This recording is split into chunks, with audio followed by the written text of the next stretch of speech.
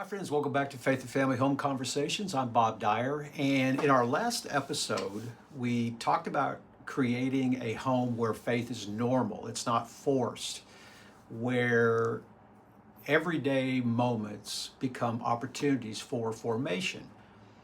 But today, I want to take that one step deeper because if we don't understand what we're talking about today, we can do a lot of good things as parents and still not see lasting change. And so, as I've said before, information alone doesn't lead to transformation. So I've been saying that and I'll repeat it.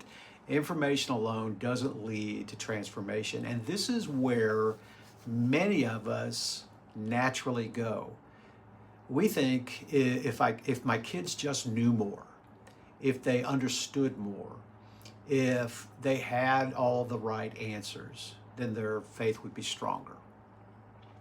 But Scripture challenges that assumption. James 1:22 says, "Be doers of the word and not hearers only, deceiving yourselves."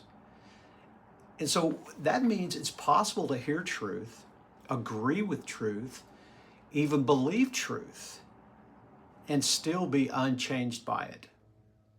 And why? Well, because transformation is not just about what we know, it's about what shapes us. And if you know Romans 12:2, it says, "Don't be conformed to this world, but be transformed by the renewal of your mind." And that kind of transformation is not surface level. It's deep, it's gradual, it's formative.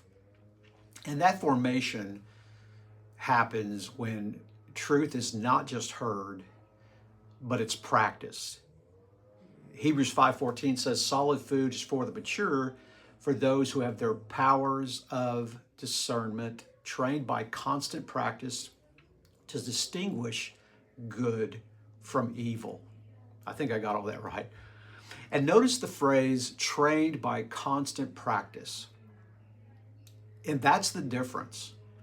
So the question becomes, how do we help our kids move from knowing truth to living truth? And so if you want to take this down, let me give you a simple framework that you can begin using right away in your home. It's just 3 steps: truth, life, action. And this is how you move from information to transformation. And so let's walk through it. First is truth. What does God say? This is where we start, and this is where we should start. What is true according to Scripture? It might be, God calls us to forgive. God calls us to tell the truth. God calls us to trust Him. But we don't stop there. And that leads us to the second point of the framework: life. How does this connect to what's happening right now? And this is where many parents unintentionally skip a step. We state truth, but we don't always connect it. So we help our kids see that this situation is not separate from what God says. You might ask, how does that truth connect to what just happened? What does that look like in this situation? And so now truth is no longer abstract, it's personal, it is relevant. And then the third part is action. What does obedience look like right now? This is where transformation begins. You help your child take one step, not a perfect step, not a big step, but a clear step. It might be, do you need to go apologize? What would trusting God look like right now? What's the right choice here, even if it's hard? And remember that in Luke 6, Jesus said, "Everyone who comes to me and hears my words and does them is like a man building a house on the rock." So, not just hearing, but doing. And that's what builds a foundation. So, let's put this together in life right now. Your child comes home upset about something unfair. Well, what does truth say? Truth says God calls us to forgive, Ephesians 4:32. And then what about the life? How does that connect to what just happened? And then the action. What would forgiveness look like for you right now? And that leads to formation. Your child is anxious or afraid. The truth, trust in the Lord with all your heart. Proverbs 3, 5, and 6. Life. What are you feeling right now? Where is it hard to trust? And then the action. What would trusting God look like in this particular moment? That's formation. And what if your child is facing a decision?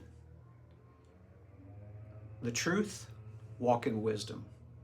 I mean, that's Proverbs throughout. Life, what makes this situation difficult? And then the action, what's the wise choice, not just the easy one? That's formation. And so remember, these are not long conversations. They don't have to be, but they do require preparation. They don't need to be perfect, but they are intentional. And over time, this process begins to shape how your child thinks, what they believe, and how they respond to life. And so, let me say this clearly. Your child does not need more information alone. They need formation.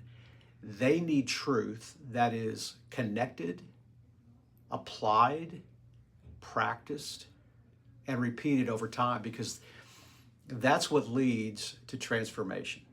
Not instantly, not perfectly, but steadily, deeply, lastingly. So here's a simple way to remember this going forward. In the moments that matter, just ask, what's true? How does it connect? What should we do? Truth, life, action. That's how faith moves from something your kids know about to something they actually live. Well, next time we're going to take this even further. We're going to talk about the habits and rhythms or practices that shape your child's faith, and why what we do repeatedly matters more than what we do occasionally. Because formation is not random, it's built. So until then, stay faithful, stay grounded, and keep the conversation going.